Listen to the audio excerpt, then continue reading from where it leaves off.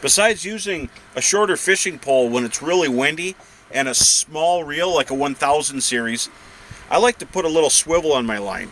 Most of the time in tournaments, whether it's a bass tournament, walleye tournament, I like to do a uni knot or a blood knot and attach the fluorocarbon to the braid, because I have braid on every rod in the summertime. Totally opposite in winter. But I use a little tiny swivel and just a couple feet, 2.5 feet of line, just enough so that your line behaves.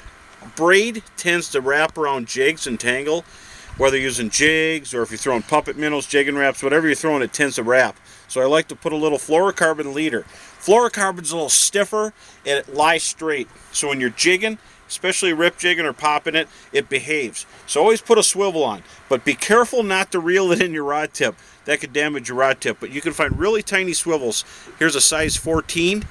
It's hard to tie unless you're indoors where it's bright, but it's great. And if you do snap your line, you always snap the fluorocarbon, or you could use mono also. You hardly ever snap the braid. So I always recommend a little tiny swivel in there, and it makes your line behave really nicely.